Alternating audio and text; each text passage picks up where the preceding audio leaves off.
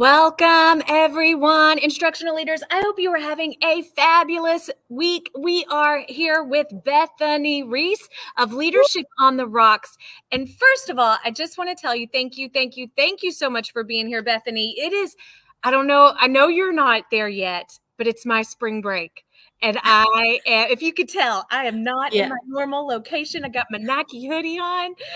So Nice. We got one more week and I'll be there with you, sister. you will, and I'll be back at it. So I am so glad we have the one and only Bethany Rees with us. And before she introduces herself, I want to give just a huge shout out because I met Bethany. We both were working in the same school district together in Conroe ISD. We were both instructional coaches, and she went to be the academic dean of instruction at associate principal role at a brand new high school, like did the whole opening the brand new high school. And can I tell you, this woman right here, I have always admired, always looked up to, and just thought she's the smartest woman in the world. So I am so excited to have Bethany with us tonight. Bethany, thank you so much. I am so excited to be here. And, the feeling is so mutual. You and I have grown together as instructional coaches, as instructional leaders. And now we get to coach others because we are so passionate about what we do. So I'm just so excited to be here. Yes. And, one of the things that I'm really excited about tonight to talk to you about is the hiring process. Like, you've been through so much as as an educator, you have taught the whole spectrum in the classroom, and then being an instructional coach and being an associate principal at a brand new high school, you have been on the other side of the interview table so many times. And right now, postings are popping up.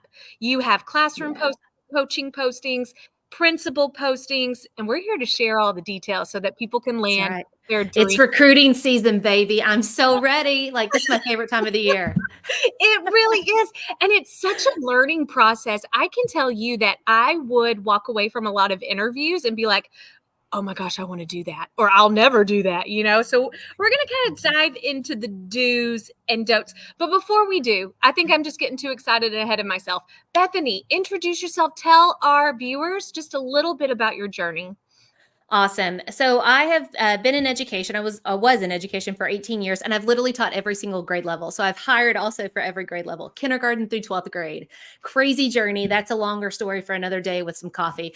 But my end of the journey was as a high school administrator. And I was like, hey, man, we got to fix some leadership issues, leadership in the home, leadership in organizations, leadership in education. So I felt called, and I was moving at the same time. So I felt called to step out and step into leadership. So that's what I do now. But I have literally looked at thousands of resumes and interviewed hundreds, if not 1,000 people.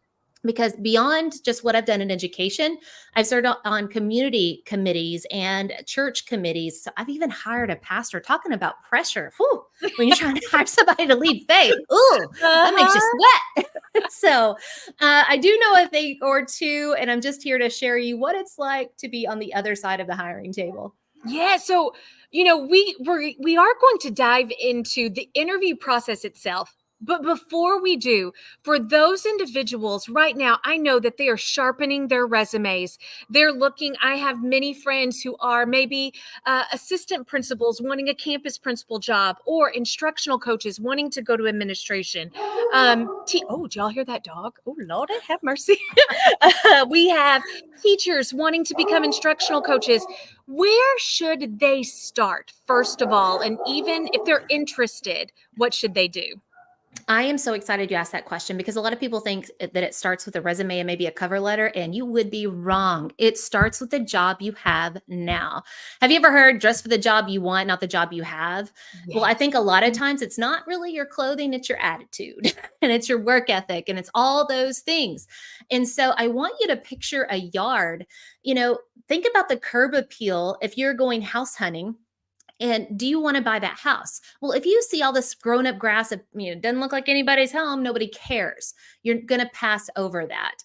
And we do talk to references. It's really important that you're showcasing those leadership skills now. And by leadership, I mean influence, work ethic, heart, soft skills, all those things, not position or title. And I also want you to think about yards. I know a lot of you out there, and I moved from Texas to Arkansas and I still have fire ants. It really makes me mad. But you know how you have a yard and you mow it? But if you're not out taking care of your yard, those fire ant mounds are going to build up. And that showcases, okay, they're doing the bare minimum, they're mowing the grass, but they're not out there being proactive because these mounds are building up. And guess what? Those fire ants are going to bite you. And so we're also looking at your work ethic, again, your heart, your attitude, the go getterness of you. Because if you let those mounds build, I'm like, I don't want to get bit later because you let that build up. And so what we want is nice leadership curb appeal in your current job. So that's where it starts. It starts with your leadership now because you're already interviewing for the position. There are two things that I want to point out, and these are like some of my biggest pointers that I give to anyone who's looking for a leadership position. One is be the go-getter, like you had mentioned, proactive. Don't wait for someone to ask you to do something. Be like, I got you. I got you, boo. Like that is the Yes. attitude, especially if you want to go into leadership. And then the second thing that I want to point out is education, although it's so vast, is a small world. People talk. So Mm, if you're someone behind closed doors who starts bashing a district initiative or a principal's initiative, that is going 100% is going to get around. And if you're wanting mhm, that leadership position, think about how you're representing initiatives, because if you can't support those initiatives as a classroom teacher, they're really oh, going to question if you can preach. support them as a, and I'm not saying don't question and don't put, Mhm, like, I'm all about that, but be careful how you represent. yeah. Yeah, it's amazing the number of unfunded mandates that you have to really implement as an instructional leader, and it's so on point. Be a part of the team, part of the solution. Don't think, oh, they know that they know me and they know that I'm good. And another thing, let me tell you, people who truly care, they're not just the manager of status quo, right? They are top-notch leaders. you know they take their job so seriously of, man, these kids, we got to take care of them, we've really got to add value to them in their lives. I'm not going to hire just a warm body. Like, you better bring it. I told you, recruiting season, like, I'm only recruiting the best, let's go. And I promise that if you come in and do your absolute best and you are the top notch, I am there to support you in every way. I'm there to take all those bullets from all those people that we know teachers take bullets from, if you know what I mean. So we got to do a better job. And like you were talking about, the how are you cheering for or implementing or being part of that solution with initiatives? I'm also going to check your social media. 100%. Are you Heck, out there publicly complaining about your kids, your coworkers, your principal, your leaders, your organization? yeah. Checking you. And it's just, it really is a small world. Even if you're in a closed room and you're talking to your BFF, something's going to get around. And it might not even be what you Mhm, say, it's how you represent it. And again, I'm not telling you not to question, but when you question the people making the decision in a professional manner. Come with mhm, other solutions, ask good questions. But by, if you're wanting to move up within education or become a PLC leader, become a team leader, become a mhm. department chair, be the support that the school needs. Ask yourself, are you adding value? Or are you taking away value? So, Absolutely. And this is really my sweet spot. And I briefly want to touch over this because this is absolutely what I do for a living is I help people understand the four absolute critical areas of leadership. And again, I'm not talking title or position. I'm talking influence here. And it starts with the head, right? The mindset. So are you a complainer? Do you have that victim mentality, or are you a problem solver? Cheerleader and encourager? Are you always stressed and anxious? Or can you step into a problem and help solve it? And so I really want you to think about the mindset. And this is also going to help you because when you interview, you're you're going to get a no sometimes, but it may not even be you. And I'll talk a little bit about that later, but you got to have a strong mindset to say, okay, that didn't go the way I planned. What can I learn from that situation? So, the head of leadership. The second one is the heart of leadership, and that is relationships. You have got to be in the business of cheering on people, right? Loving people. That is what leadership is. So, the relationship piece. So, question, are you involved in all that gossip? Are you involved in all that conflict, that juicy conflict that's going on and help stirring it up? Or Are you all about collaborating and working with others and building each other up? So that's the second question. So we've got the head, the mindset, the heart, the relationships. Next is the hands, execution. Can you get stuff done? Can you actually do the job and accomplish the goal that we have before us, right? Or are you always missing deadlines, or doing below average work? Is there lack of progress, and you're always kind of making excuses for that, right? And then the fourth one is the guts of leadership, and that's accountability. And that is the ownership. You're taking ownership for your work. You're responsible. You're volunteering to take responsibility for things. You show me those four critical areas, and I'm going to hire you. And it doesn't matter if you're 504 coordinator, like you were saying, instructional coach, team lead, department chair, assistant principal, counselor. I want those four areas, and that's what I'm looking for. I can teach you how to do the technical stuff, all that paperwork online. I can teach that. Can't teach you the hard stuff. So the four critical areas are important. Well, and I love that, Bethany, because I get this visual of moving down, and I also see this, and tell me if I'm wrong in understanding this.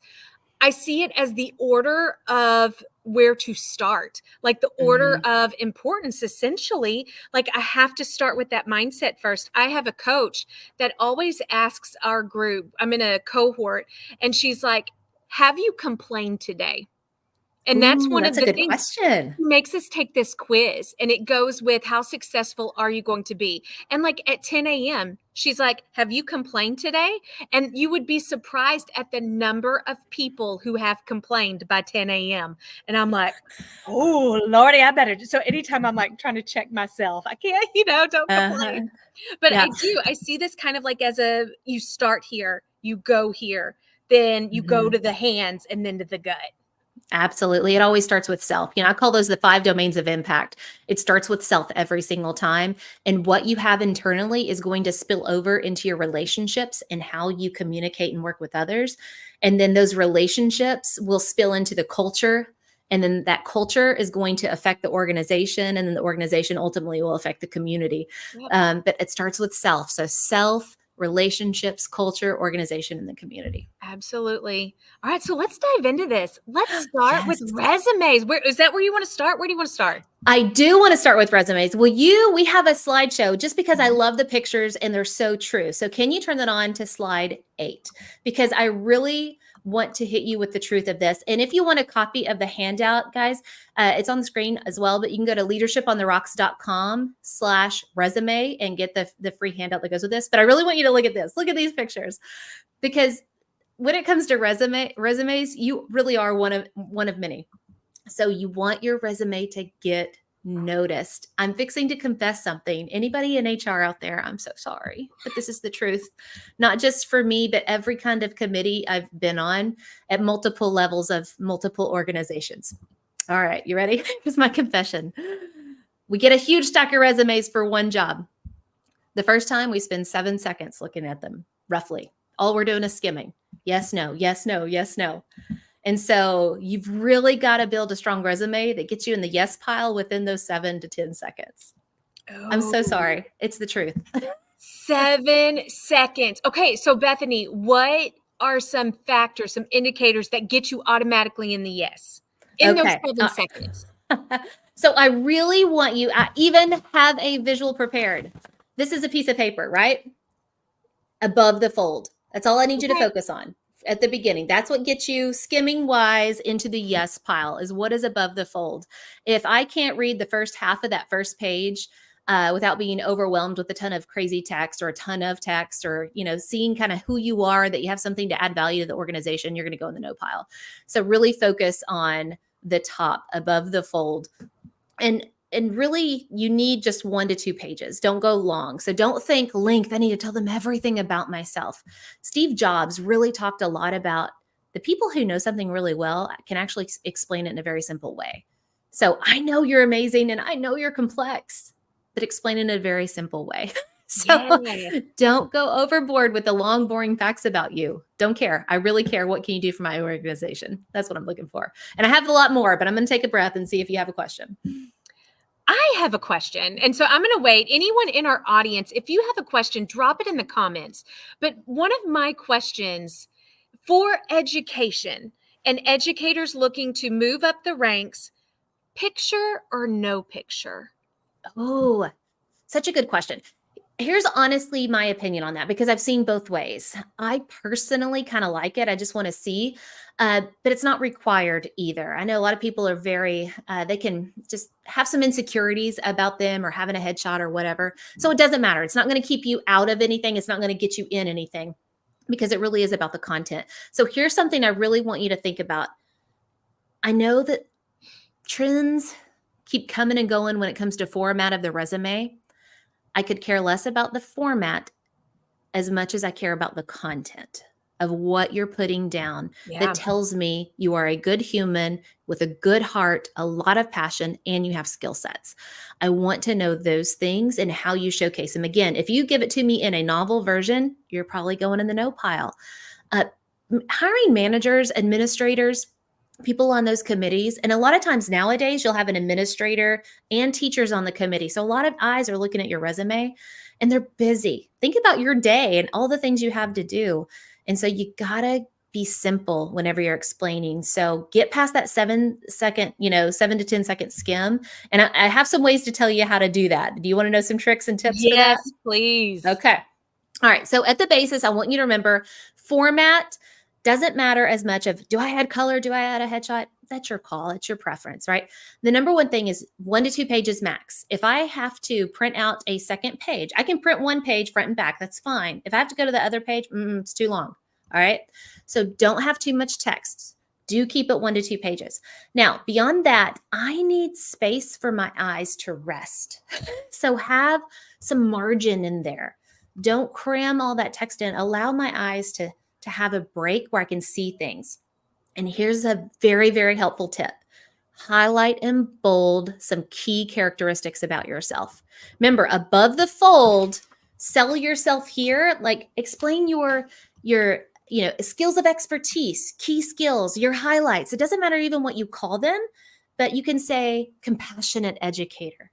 Ooh, seasoned facilitator. Ooh, if you Ooh, bold that and just put a little sentence that shows me, show, don't tell, that shows me how you were that thing. Ooh, that's good. I like it. So I like list that. those qualities above the fold. But in the skimming process, whenever you bold those kind of like key characteristics about yourself and you have like one little sentence that explains it, oh, I like it. So good. Okay, that's really helpful. Yeah. And Because let me give you some keywords real quick. yes, Compassionate collaborator, compassionate educator, passionate, seasoned, experienced, creative. Those are kind of your adjective words to describe your quality word that you'll put in there and then give your sentence. yeah. Well, and they are important to educational success. Like, Mhm. if I am going to be an educator, you have to be a compassionate person. Like, Yeah. you're not going to make it if you're not a compassionate person. You need to have moments and opportunities to become seasoned at certain areas. Well, I'm not talking about like a 20-year veteran coming in, but even if you're a first year, Mhm. what are you seasoned at, and what are some areas that you can show that? The experience, creativity, that is something that Mhm. is a must in education. And educators, we're fighting this right now with required curriculums, mandated curriculums. Don't even get me started.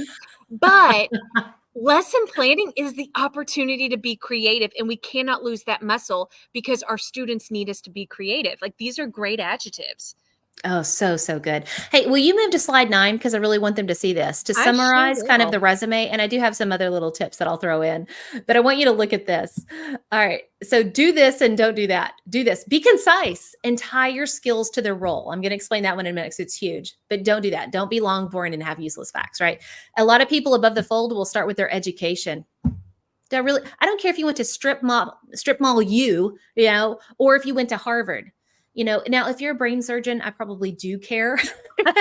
But whenever you're a Appreciate it. teacher, I know a lot of people go through community college and stuff. That's not what I'm looking at. I'm looking Yeah. at your skill set, your heart. I can teach you how to teach. I can't teach you to love kids, right? Yep. And so be concise with it, but tie your skills to the role. So I really want you to put yourself in the hiring administrator, the hiring committee, whoever's on that, in their shoes. Who's somebody they want to work with? What kind of teacher do they want on their team? And what kind of impact do they want to have in the classroom? That's how you write your resume. And I want to talk about a transitioning teacher for just a second. Let's say, I know this happens sometimes, especially at middle school levels. I taught math and I want to make the jump to history, right? Do not list all the things that you did as a math teacher. Yeah. Write your resume for the role you're applying for. Let me give you a different example. I want to step in to be an instructional coach. I want to become a 504 coordinator. I want to be a department chair. I want to be a counselor. Do not write your resume for the job you have now. Write it for the job that you are applying for. Mm-hmm. So you've got to take your experiences and put that on there. You're going to accentuate your leadership. You're going to talk about your conflict resolution skills, for example. You're going to talk about your instructional leadership if you're going for those types of roles. But let me go back to math and history. All right, in math, yes, you've been teaching numbers, but don't sit there and tell me about all the curriculum that you taught. You can mention that you're, following scope and sequence or whatever, that's fine. But I want to know, how are you building that positive relationship with a student, the learning environment? I want to know how you're differentiating for struggling students. I'm looking for those key skill teacher moves. Doesn't matter the content. You see what I'm saying there? So focus on the job you're applying for. 100%. I want to piggyback off that for a little bit and just mention the qualifications are listed on the website. They're listed on the job description. Mm-hmm. And so even taking that verbiage from the job description and easily explain how your current role has prepared you for that specific position, take it straight from the qualifications. Absolutely. And showcase that you've researched the school. If you're changing schools or school districts, do your research, go to their website, look at their core values, look at the acronyms they use. Because here's another thing, and I'll talk about this in the interview a little bit, but a lot of times we'll have different acronyms, but it's kind of the same thing. So you probably do have experience with it. So do your research and then write that resume. Do not lie ever, ever, ever. Be truthful always. But I think teachers disqualify themselves and undermine all of the skill sets that they have and how much bigger they really are. Yes. Yeah. And, I even think that's fair to ask a question about that qualification during your interview. If there is something I've been in interviews before and we have mentioned up front, we are a campus that values professional learning communities. We believe in, the PLC process, and some school districts have never heard of that before, and that's okay. And so when they ask if it is a-okay to be like, could you clarify what is a PLC? I'm not going to sit there and be like, oh my gosh, they don't know what PLC is. That no one's thinking that, because in a moment you're going to notice, oh, it's a professional learning community. It's where we learn together and we collaborate together. Everyone's experienced that. So they're going to have it. Mm-hmm. That is an excellent point to make. I do want to throw out some red flags because I will look for this even when skimming. I'm looking for job hopping. I'm looking for gaps in your work, and I'm looking if you leave off your current supervisor as a reference. Do not put references provided upon request. No, that's a red flag for me. I mean, you should be upfront. Who is your boss? Who is your supervisor? I want to know, I want to talk to them, right? So job hopping, looking like you're changing schools every year, a gap. Now, here's the thing. Let's say you took a family leave. Let's say you had a baby and stayed home for a couple of years. Any of those circumstances are okay. A lot of times that's where you use your cover letter to explain that. So it's okay that you have those, but you need to explain it in the cover letter or do something. I had one lady that I was working with, and she was able to, it also happened that her husband was transferred, but then she stepped out for a couple of years to get her master's degree, and she didn't have to work during those times. And so she put that in there as the gap of, pursued master's degree, finished it, and then I'm coming back to the workforce. So those are okay, but those are definitely red flags on the resume. I'm going to add on to that, Bethany. I have seen also individuals put on their, on the actual resume portion, 2008 to 2015, professional stay-at-home mom or professional stay-at-home dad. Like they would list that, and that's okay. They would put professional, which, hey, I'm like, that's one of the hardest jobs in the world. So I'm going to let you put professional. That's good. I just want to know where they went to school to learn how to be a professional. I'm struggling with it. Let me tell you, I'm struggling too. I'm like, how do you? But you think you know how to parent until they become teenagers. And you're like, I don't know. 100%.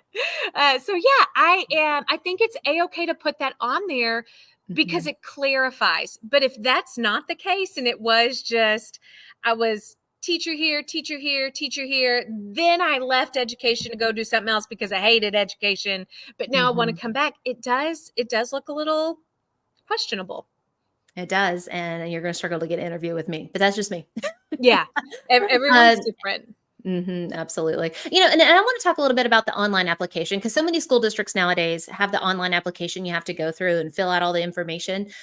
I have seen whenever I was an administrator, we got this packet, this massive file of all the applications, and you could tell they didn't fill it out completely. They didn't upload a cover Yep. letter, and they didn't answer the screening questions. What? If you're not going to take time to do the bare minimum, yeah, that is a bad taste in my mouth for you. So make sure that you do that completely. And again, a lot of those screening questions, you can't write a novel. They'll hold you down to like 250 words. That is a great question of how can you take something that's complex and explain it simply? 100%. And I it is the first impression that your interviewees have of you. And I've seen the same thing, Bethany, where people don't fill out that all the required fields. And I Mhm. know it can be exhausting when you are applying over and over again, but just copy and paste with your very first application that you fill out. Put in those answers because for the most part, a lot of those questions are the same Mhm. district to Yeah. district. Don't skip it. What because that is the Amen. first impression. So So important. So do you have anything else to add on resumes, or do you think we're ready to take I them to the say let's interview? jump into the actual interview because that's the juicy stuff. Let's talk about Oh it. man, stories upon stories. Yeah, If you'll go to slide 14 for me. will do. I just want you guys to know. Oh, I'm sorry. I told you 14 and I told you the wrong one. It is slide 10. Slide 10. Yeah. All right. So I want you to look at these memes. I love them. Interviewers have really seen and heard it all. We have. And, the whole point of the interview is for you to showcase you. That's the point of the interview, to showcase yourself, the skills, and why you're a perfect fit for that organization. But again, the first one with Mr. Willy Wonka, we are checking your social media. And these are organizations that you want to work for, the ones that really, really care and go above and beyond. Those are the ones that are probably have the best work cultures.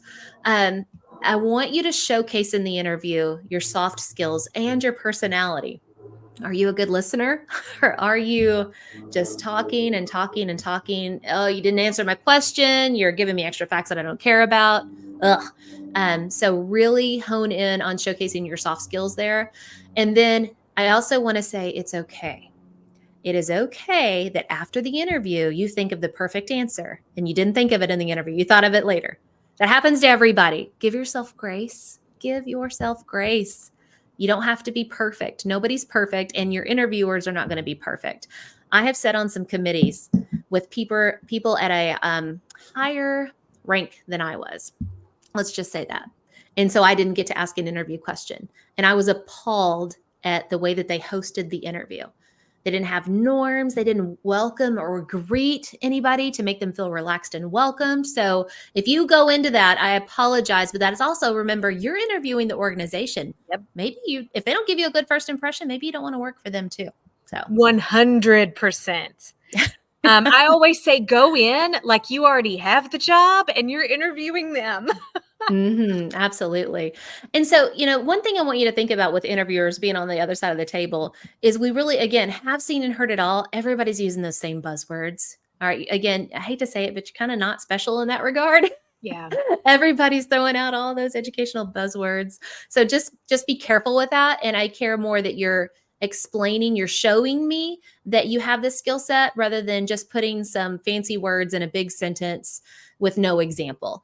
And so I really, if you don't mind now to go to slide number 11. I think this one is huge. Everybody do this. Practice. This is Stephen Curry. All right. He's won multiple titles. Look at how hard he's practicing before his game, right? His coach is coming at him hard, right? Hard and heavy. He's practicing. You need that muscle memory of practicing. You can just Google questions, they're out there. Have somebody interview you and practice and give you feedback. It's really important. Do not come to an interview unprepared and waste everybody's time. And again, HR, if you're listening, we have had such bad interviews where, let's say they're a rambler and I've only asked 2 questions and it's been 30 minutes. I'm done. Oh, I'm yeah. going to always treat you as a respectful human being. You will leave the interview with dignity. I'm trying to control my resting face as much as possible, but I'm not going to go through all the interview questions with you, because if you can't be concise and answer my question and give me an example and then just recap it so we can move on, I have other things to ask you about, you're not going to work for me either. No. So I know you have an example of the face. Oh, yeah. And so it's funny because you had mentioned like cutting the interview short. Anytime that I'm on a hiring committee, for the most part, we usually have a code word for we're done with this interview. Like, you Mm-hmm. rubbed me the wrong way. No. And let's say the code word is lemonade. I don't know. I'm making it up. But we were talking to a candidate for a teaching position about instructional coaching. We are very strong believers in instructional coaching. Everyone gets a coach. I had mentioned, we are a campus of growth. We grow, we believe in learning. And so Mm-hmm. tell me about your experience with instructional coaches, or how do you like to receive feedback? What are your thoughts on, how do you feel about someone coming in and coaching you? And as soon as we said that, the individual made this scowling face, like, and I was like, lemonade, lemonade, lemonade. We're done. Because automatically they didn't have to say anything. The disgust on their face told me Mm-hmm. they're not open to coaching, which I'm glad they revealed that, because they Mm-hmm. might be a better fit somewhere else. But on our campus, they were not a fit, because coaches are in your classroom every day. Principals are in your class. Like, it is something that we pushed during that time. And so, yeah, you got Oh, to that's such a good example. You got to check your face, y'all. You do. You have to, especially if you want to work there. Now, Mm-hmm. if it's something like, this teacher probably was like, I don't want any coaches ever in my room. They Mm-hmm. might have felt that way. They let us know. But I was like, lemonade. So funny. Oh man. Whenever you go to practice, I really want you to think about different kinds of questions too. Practice categories. People, again, really good organizations, they're going to have different buckets and categories they're asking you from. And so generically, it's going to be technical questions, like technical, teacher move type questions. Industry problems. What are we going to do about student behavior? That's a big one right now. Or teachers leaving and, other teachers are having to cover classes. That's another one. Think about leadership, working with others. Those are the soft skill questions. And the behavioral. Like, I just want to see what gets under your skin and see what I'm really working with personality wise and work ethic and all that kind of stuff. So those are some buckets. And to break them down even further, they're going to ask you something about the learning environment. You Oh, think yeah. about your evaluation system, those are usually divided into domains. Think about those domains and then prepare answers, practice questions within all of them. Professional learning, collaboration, differentiation, how you're going to meet the needs of students whenever you've given an assessment and one's at mastery and one is like 2 grade levels below where they're supposed to be. What are you going to do? Practice those and get feedback on, did I have any verbal tics? Did I talk too long? Did I ramble? Did I, repeat a word 1,000 times? And so feedback really helps you. Here's one, and I struggle with this. This is feedback for myself. I get so excited, I talk really fast. So that is feedback I've gotten every time I've practiced an interview or given a presentation. It's like, wow, like you're a lot of energy coming at us. Just work on slowing it down, Bethany. A Slow lot of it down. energy. Yeah. But ultimately, when you give an answer, any question, it doesn't matter. You're going to answer, give an example, recap your answer. Very short, very methodical almost. Give an answer to their question, give some sort of example, short. This is where people go on tangents and it ruins it. Short example, and then just recap your answer in like one sentence. Speaking of questions, though, I really want people to feel at ease here. It's okay to ask somebody to repeat a question. And this is where I've been on really bad committees, again, where I didn't get to ask the question. And somebody talked for 5 minutes and the question was in there somewhere. I even like, what are you asking this person? I got lost. And What is it? sometimes, yeah, sometimes you're with a bad interview committee. And so it's okay to say, um, is it okay if you repeat that question? And a lot of times they'll Yeah. rephrase it and hopefully they'll have some, introspection there and they'll be like, oh, I talked a long time. And then they'll ask it again in a short way. But ask them again, like you mentioned, if they use acronyms, eh, just go ahead and ask them. I'm not familiar with that acronym, but I know that a lot of school districts name stuff their own things or, they adopt different kind of platforms. So would you mind to explain that?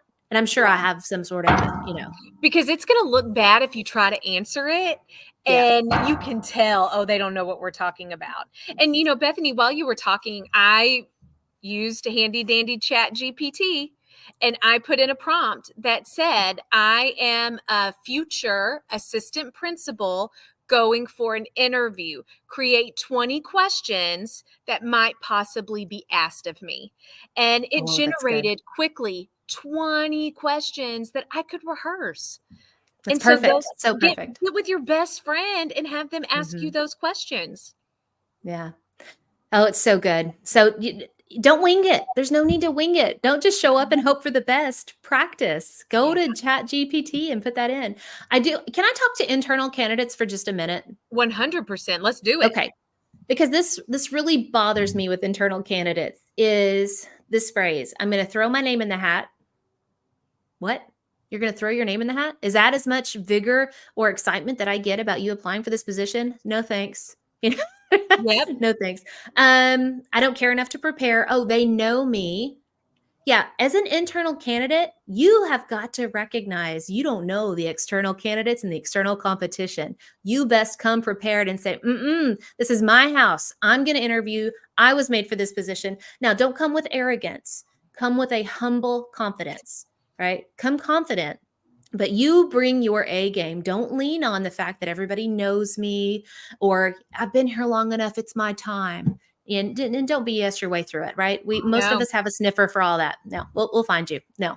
Absolutely. And have you ever seen the episode of The Office with Daryl? Daryl thought he was going to get the job and he Yes. just went in. And I think about that all the time. And you have an advantage because you are an insider to give a 30, 60, 90-day plan that is Mhm. individualized to the campus. Like go in and show them that you deserve this in that interview. Don't just assume because you're Absolutely. gonna end up like Daryl did on The Office.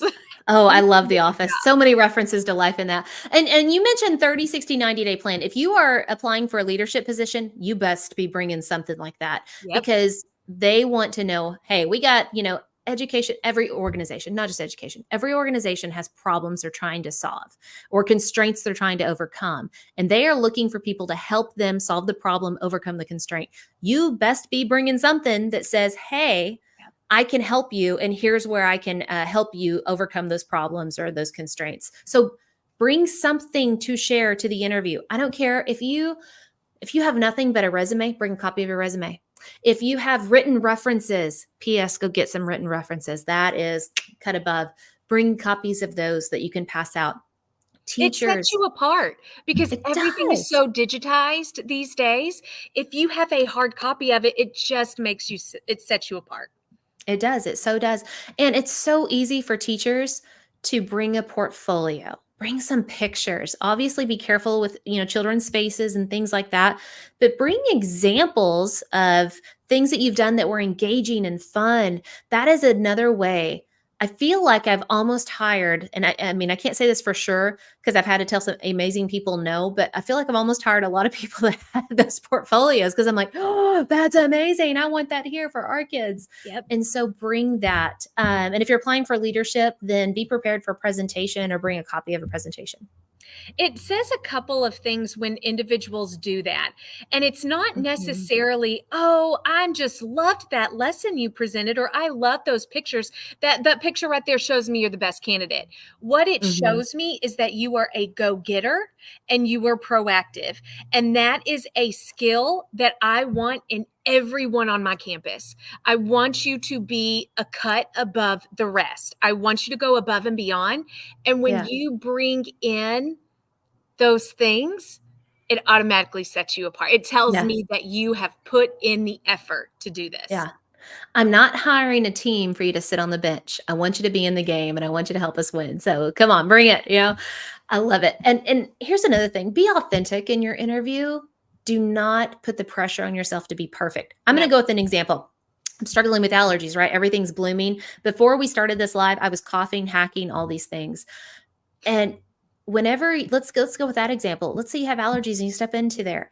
That is an opportunity. Don't look at it as a problem. Look at it as an opportunity to showcase your personality as you go in and just say, I am so excited to be here. I got to let y'all know it's allergy season. I got a little thing in my throat, but don't worry. I'm not giving y'all COVID. I promise it's just allergies. Yeah. Now, did you hear my voice go up and down and my big smile? Man, that's a good way to add personality. So be honest and authentic with whatever the situation is. Mhm. Smile, showcase yourself. You're awesome. I've even had individuals come in and just break the tension by going, "Oh, yeah, I'm nervous. Like y'all making me nervous." And that's okay. Like be honest Mhm. and it just makes you giggle. Like other people are like, "Oh, don't be nervous. We've been here too. We're nervous too." Like so it just adds that humanity to it Mhm. and it just shows, "Hey, we're all human." Everyone's nervous in an interview. Absolutely, they are, and hopefully it's a good interview panel that will make you feel at ease. Offer you a bottle of water as you come and greet you with smiles, but some don't. One of my favorite stories is this is about an assistant principal interview, and she made the mention of, man, y'all are a competitive school, and they're like, man, I love it, I love it. I played basketball, I'm competitive. I'm 5'2" in real life, but I'm 6'4" in my heart. I'm like, woo, yes. Put Yeah. her on my team, coach. Like the passion behind that. Now, obviously, there was a lot of other things that had to go with it, but that's just an example of you can be yourself and showcase your Mhm. personality. But no matter what you do, be honest. Don't fake it. Yep. Never, ever fake it. Don't lie. Don't exaggerate. I caught one teacher one time, so sad, that was taking credit for a project that was done in the school that they had nothing to do with. Yeah. And I'm like, you are a flat out liar. No. Wow. What are you thinking? And so don't do that. And you don't have to name drop.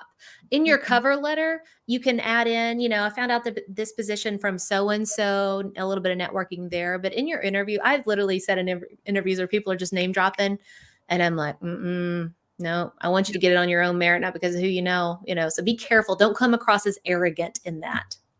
Well, and I'm going to take it back to what you mentioned earlier, Bethany, is being concise and giving examples. You had mentioned, don't worry about the buzzwords. Hmm. I have sat in interviews before where people are wonderful interviewers. Like they know the things to say. And so they elaborate on buzzwords and big things happening in education, but never once do they provide a concrete example of something that Hmm. they did. And it doesn't matter if you are a first year teacher or a first year principal, it doesn't matter. Provide concrete examples, whether in your personal life or your professional life, of how you solved a Hmm. problem or worked around something, because if you're just fluffing up and you're kind of moseying around the topic or adding a lot of fluff, I don't care how well you say it. I need Yeah. specific examples. Prove it. Prove it.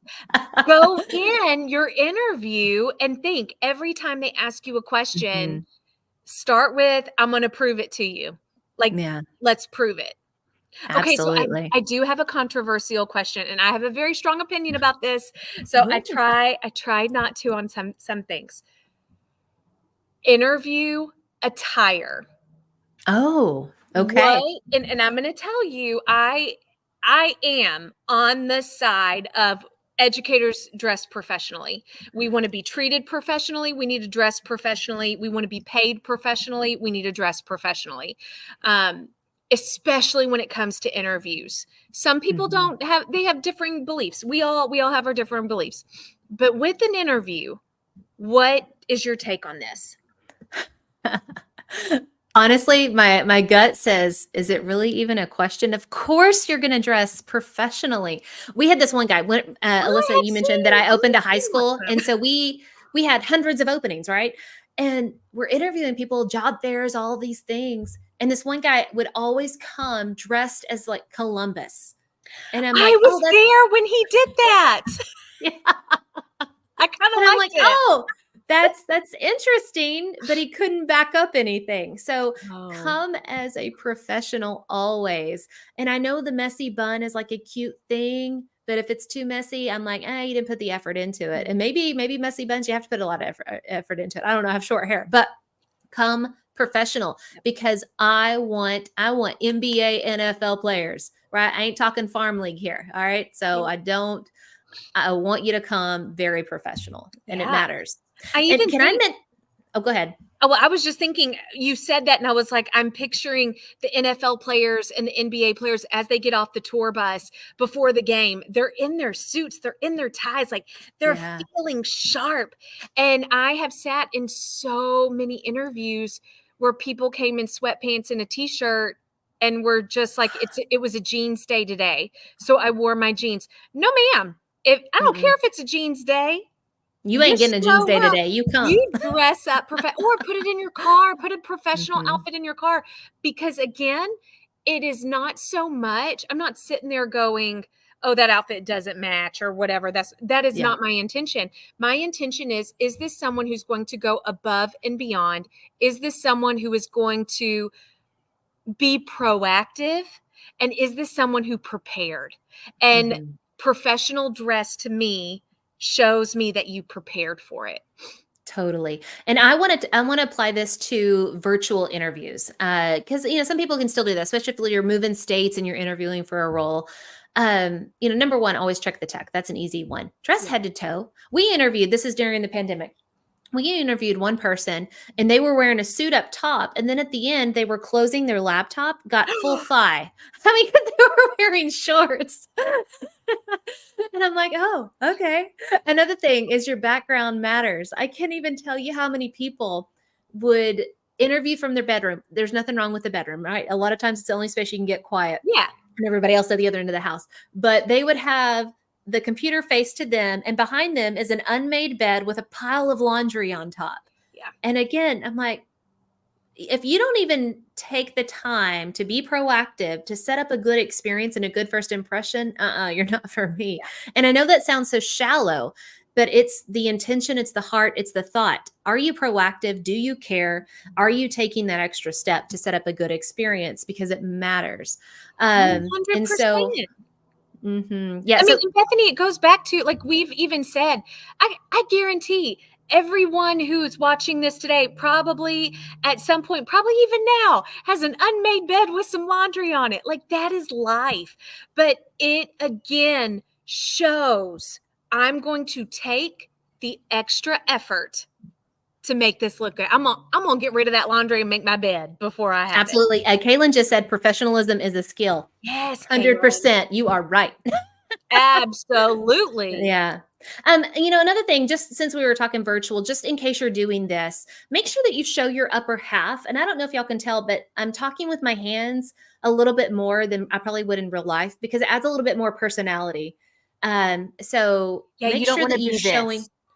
Yeah, yeah. You don't Don't want put to your do this. nose right up in there. And I have interviewed some people like that. And for example, since you can't walk in and give a handshake and smile, with the handshake, wave and be like, "Hi, I'm so excited to be here." That shows a little bit more personality. So that's just FYI if you're doing virtual. Camera angles, and I'm being a hypocrite right now.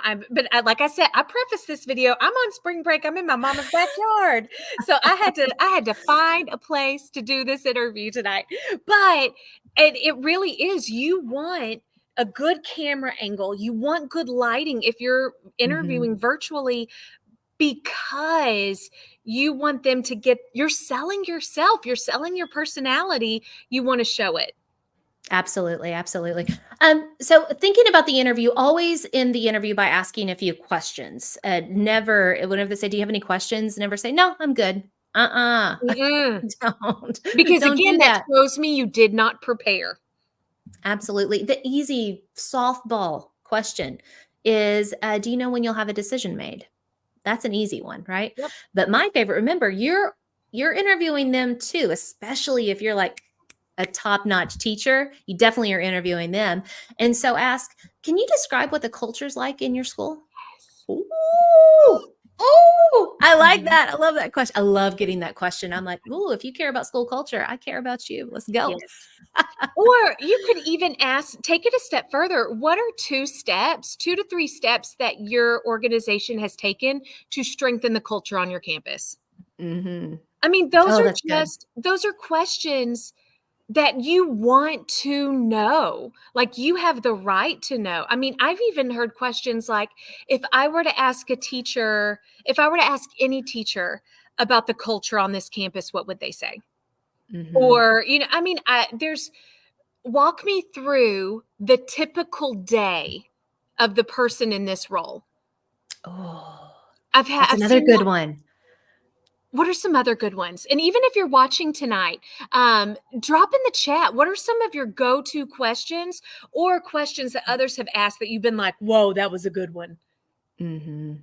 And this is where my brain automatically goes back to those different buckets. Not that you want to pepper them with, 5 to 10 questions. That's a little too much. Yeah, But definitely three. Three is perfectly fine. But what do you care about the most? I mean, if you're struggling with a current administration team that has no accountability, then ask about that. So look at your current pain points and the reason that you're wanting to move or take on a different role or a different school or different district, and ask questions that will help you get that. We got another one in the chat. What does a partnership between administration and teachers look like on your that's campus? a good one. Ooh, that is Kaylin, great. that's a good one. I even like and think about it, maybe you're not a teacher maybe you're an instructional coach, you're looking for a coaching job. You could say replace teacher with coaches. So what does it Mhm. look like between administration and coaches or teachers and coach? Like however you want to whatever your role is. Um but that relationship piece is huge. It's so huge. As we kind of wrap up, I don't want to pass over the presentation. So can we go to slide number 12? Absolutely we Um, can. So I want to talk about presentations. If you are interviewing for an administrative position, instructional coach position, most often you do have to give a presentation. Mhm. But I have actually interviewed in some districts where they require teachers to present a lesson as well. And so if you have a presentation, it really depends on what you're doing. If you're a teacher giving a mini lesson to children, like it's a mock kind of teaching lesson, then focus on children. But if you are looking at a leadership role, then you one need to realize it is not about you, right? The interview was about you. The presentation's not about you, it's about the organization. It's about them saying, "Hey, how can you help us solve problems?" Now, at my previous school, we sent you our data. We said, "Hey, take a look at this. This is who we are and this is what we're about." And prepare a presentation that's going to help us solve this real world problem that we're struggling with, Mhm. right? So you had to come in with like some ideas. That's what we're looking for. And so, if you don't mind, go to slide number 13. Because again, I want to focus in on do this, not that. So, the number one thing with presentations of do this, not that is focus on the organization with your presentation and solving their problems. Do your research, look at their data. Do not focus on yourself when it comes to your presentation. That's the one major difference that I really want you to think about. All right. Yeah, I mean, the Um, campus improvement plans are on the website. Like, it's mhm. right there. Do the research. It's too easy not to do the research. Absolutely, absolutely. And another thing I want you to think about. This really applies for the interview and the presentation. Be likable. People want to hire people that they like and want to work with. If you come across as just cold and monotone in either one of those, Mm-mm. be likable. So Yeah. don't be cold and monotone. Showcase. This is a great opportunity, like we are just saying. Showcase that research of the school district that you did. But my number one thing is cut the crap. Don't sit there and focus your presentation on what you think they want to hear. Yeah. Be real, be yourself, and showcase what you're going to bring to the organization. And I want you to think about like the Avengers, right? The Avengers, think about your Captain America, your Iron Man, your Incredible Hulk, Thor, all those people. And they're an amazing team, right? They save the world in all those Uh-huh. Marvel movies, but they all have different skill sets. A lot of times, whenever people are hiring for a team, especially in leadership, they're looking for diversity of thought, diversity of skill sets, and all of those things. So it's really important that you're authentic all the way through that process, because don't try to be cookie cutter, because a lot of times that will hurt you. I don't need another me on my team. There's one of me. Lord, can you imagine a whole team of Bethany's? No, no, thank you. That's not what we need. And I also want to say, that being said, sometimes you're going to get a no because they already had a Thor, and you're Yeah. an awesome Thor, but they already had a Thor. Yes. So And just some things Bethany, to think about. that's a great question to ask at the end of an interview, is what skill sets are missing from your leadership team that you Oh, yeah. want to fill? And because you might have already gone through this interview and then they're like, you know what, we really need a cheerleader on our team. We're missing that person that is a cheerleader for teachers and stuff. Then you can go in and follow up. Well, let me tell you how I'm a cheerleader, and Mhm. and really advocate for that. So that's a great follow-up question. Yeah, that is. I love that very much. You know, and thinking about presentations, think about with kids, man, stay away from too much text, crazy font, stuff they can't read. Leverage your visuals. I Yep. go back to take something complex. We know education's complex. Human beings are complex, but leverage a visual and then explain it simply. And again, focus on solving those problems. That's the major thing. Yes. Okay, so Bethany, I do have another question for you. And this Yeah. is kind of like in wrapping up, what what is the your biggest pet peeve or your biggest advice, like on a scale, like for our audience members tonight, if you could just have them walk away with one thing, what would it be? Mhm. I, again, have interviewed hundreds and hundreds of people, and I care more about your heart than anything else. I Mm, said it earlier. I can teach you how to teach. I cannot teach you to love kids. mhm. And so if that does not come across of just your love of human beings of whatever age level that is, and to care for them and want to see them grow and add value to them, I can't have you work in our school system and in our culture. It doesn't go that way. So the technical stuff can be taught, but the heart cannot. So you best be bringing the heart. And I'm using my Arkansas language here. I'm not using my professional language. You best be bringing your heart. Bring your heart with specific examples as to how you Yes, have a heart.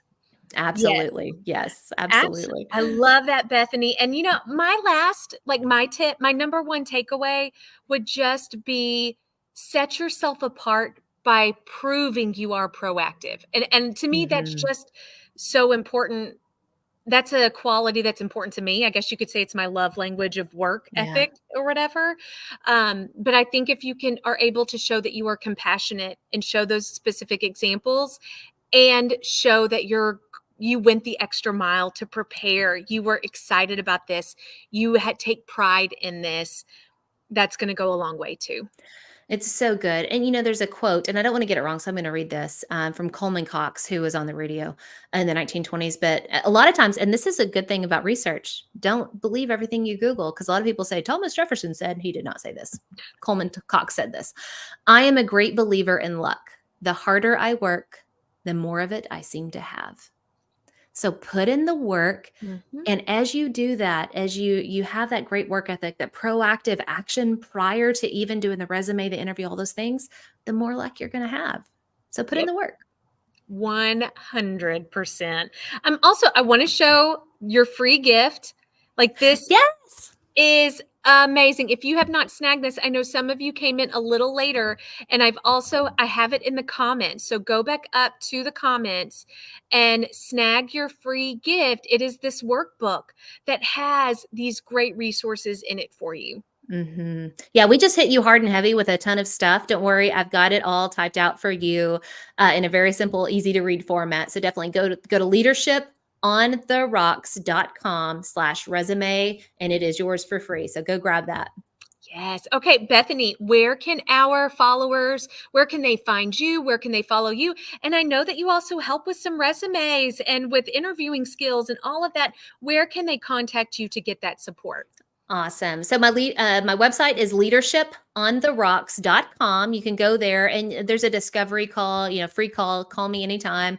We'll set up a free 30 minutes, talk about your needs. And I do resume and interview coaching as well. It's kind of the side thing because I love leadership and I do lots of other things with that. But definitely go to leadershipontherocks.com. That's also my call name on all social media spaces is Leadership on the Rocks. And I have a podcast and I adore it. We do so much learning about how to be a better leader. It's called Leadership on the Rocks. I love it. I love walking that punny line, because it's a little whiskey glass there. But isn't that the truth? Like, oh, so Yeah. many things to be said about leadership. It's a wonderful thing to be a leader, but yeah, it can be on the rocks. Yes, absolutely. Sometimes it is. It is. Oh, well, thank you, Bethany, so much for being here tonight. And listeners, thank you so much for joining us tonight. If you have any questions, feel free to keep putting them in the chat. Even after we hang up tonight, we can still answer these questions for you. So if you have any questions, put them in the chat, reach out to Bethany. Be sure you grab this free gift and enjoy your spring break, friends. Or if yours is next week, like Bethany's, enjoy your spring break. So it was wonderful seeing you all. Thank you, Bethany. Thank you.